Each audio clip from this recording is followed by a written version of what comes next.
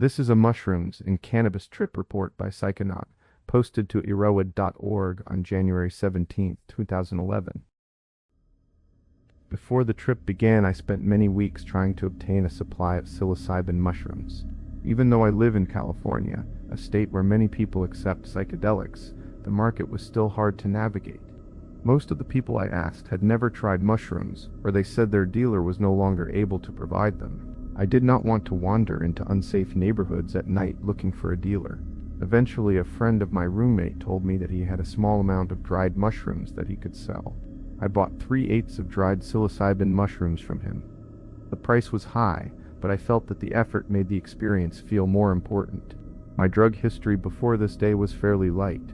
I have smoked cannabis many times, but never more than once every week or two. I used to smoke tobacco, but I quit a few months before the trip. At one point I tried Vicodin for pain relief. The high from that drug was strong, but it also made me feel dependent, and I stopped using it because I did not want to become addicted. The only mushrooms I had ever tried were Amanita muscaria, the red and white fly agaric. Those gave me a strange sweating and salivation response, and the effect only seemed to appear after I smoked a joint. The mushroom felt like an amplifier for the weed, not a true psychedelic. Because of that experience, I was very curious to see what a true psilocybin trip would be like. I spent a long time reading about psilocybin, about set and setting, about possible dangers, and about how to integrate the experience afterwards. I felt prepared. I was not nervous. I felt calm and excited. I told my two close friends, A and S, that I would be bringing a notebook and a pen so that I could write down any thoughts that seemed important. A and S have been my drug companions for many years. We have used alcohol, cannabis, MDMA, and other substances together. We know each other's limits, and we know how to look after each other. I trusted them completely. I am a philosophy student at a well-known university in California. I often think about consciousness, perception, and the way language shapes thought. I imagined that a psilocybin trip could give me a different perspective on those topics, perhaps similar to what Aldous Huxley described in his essay, The Doors of Perception. I did not expect to have a mystical revelation, but I hoped to notice patterns in my thinking that I usually miss. The setting we chose was a state park on the central coast of California. The park has old redwood groves, a waterfall that drops into the Pacific Ocean, and a long stretch of beach with clean sand. We planned to hike, sit near the water, and avoid any need to drive while under the influence. We packed water, snacks, a small blanket, a notebook, a pen, an umbrella, and a portable speaker with a music playlist. We arrived at the park at 11:35 a.m. The sky was clear, the sun was warm but not harsh, and a gentle breeze moved through the trees. We found a quiet spot near the beach, spread the blanket, and took the mushrooms. I divided the 3/8 among the three of us, each taking roughly 1/8. We chewed the dried pieces slowly, washed them down with water, and then waited. I turned off my phone because I wanted to stay out of the ordinary flow of messages and notifications. I wanted the trip to be free of outside distractions. It took about 30 minutes before anything changed. At first I felt a gentle warmth spreading through my chest and down my arms. The feeling was like a soft blanket that made my body feel safe. As the warmth grew, a light giggle rose in my throat. I laughed without any particular reason. I climbed a low tree to get a better view of the ocean. He slipped, fell onto the soft grass, and we all laughed. The fall reminded us that even though we felt safe, we still needed to watch our bodies. We decided not to climb any more trees. The next hour was filled with pure curiosity. Every leaf, every rock, every wave seemed new. I felt a strong sense of love for everything around me. I thought about how often I judged myself harshly, and that judgment melted away. I realized that I liked the person I am, that I do not need to pretend to be someone else. The feeling was like a warm light inside my chest that made my breath feel deeper. Near the edge of the trail we found a patch of mint growing wild. I picked a leaf, brought it to my nose, and inhaled. The scent was sharp, cool, and fresh.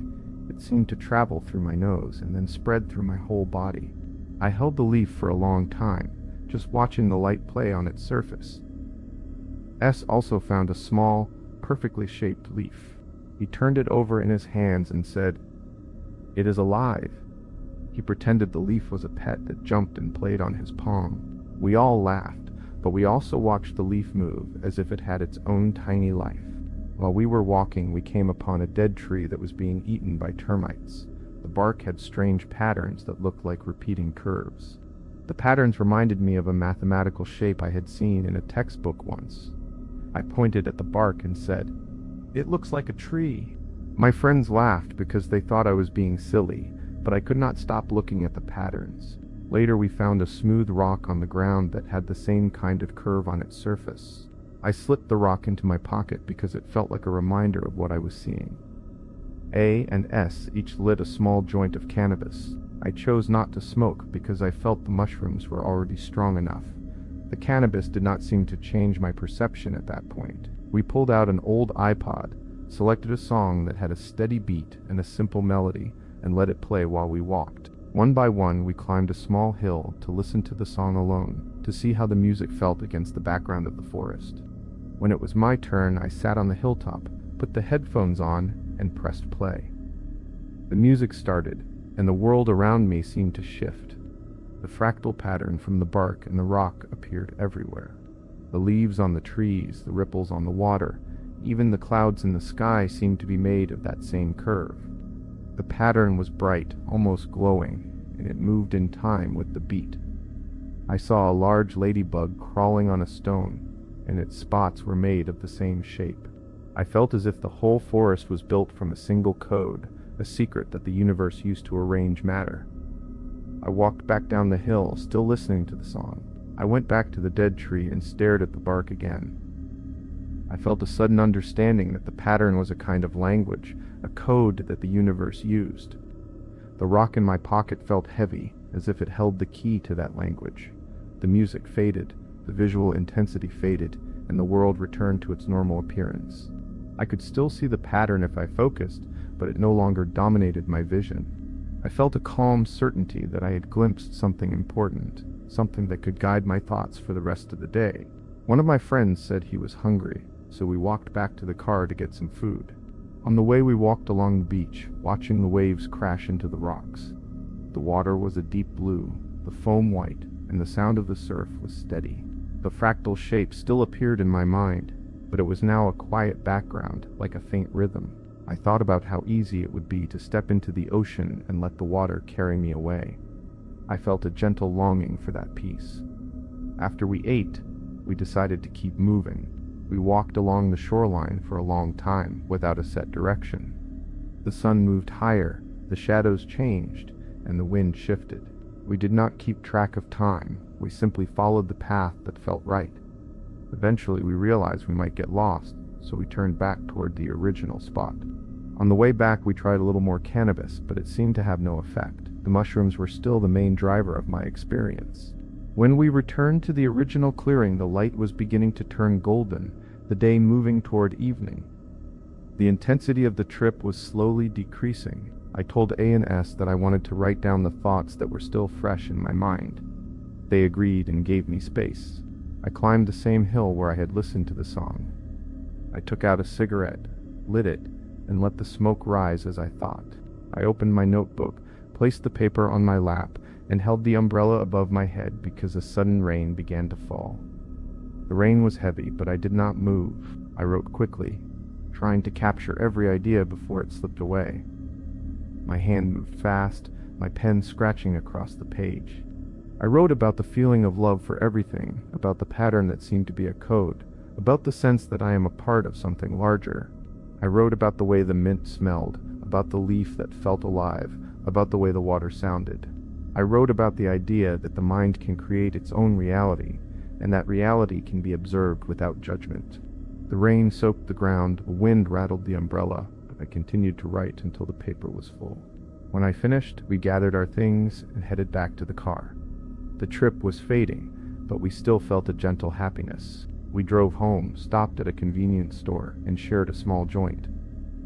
The cannabis still did not change the feeling much. I felt a little disappointed, but I did not press the issue. After we got home, we played some video games to relax. The shrooms were almost gone, but the afterglow lingered. About 10 minutes after we finished the joint, something strange happened. I suddenly felt dizzy, as if I had stood up too quickly. The world around me turned black. My vision went completely dark. I could not see my friends, the room, or anything at all. I felt a wave of panic rise inside me, and quickly helped me to a nearby bench. They supported me, because I could not stand on my own. The darkness lasted only a short time, maybe a minute and a half, but it felt much longer. When the blackness lifted, I could see my friends again, their faces clear, the room illuminated by a lamp. I did not know what caused that brief blindness. I guessed that perhaps the combination of cannabis and the tail end of the mushroom experience triggered a temporary drop in blood pressure or a brief loss of blood flow to the eyes. I am not a medical professional, but the episode was brief and did not cause lasting damage. The rest of the night was calm. I went to sleep without any strange dreams. In the morning I woke feeling rested, a little sore from walking on the beach, and still happy about the day. I think I will try mushrooms again in the future. The experience gave me a deep sense of contentment and a few insights that I can use in my philosophy studies. The brief episode of blindness still worries me a little, but I think it was an isolated event. Overall, the day was one of the best I have ever had, and it changed the way I view my own mind.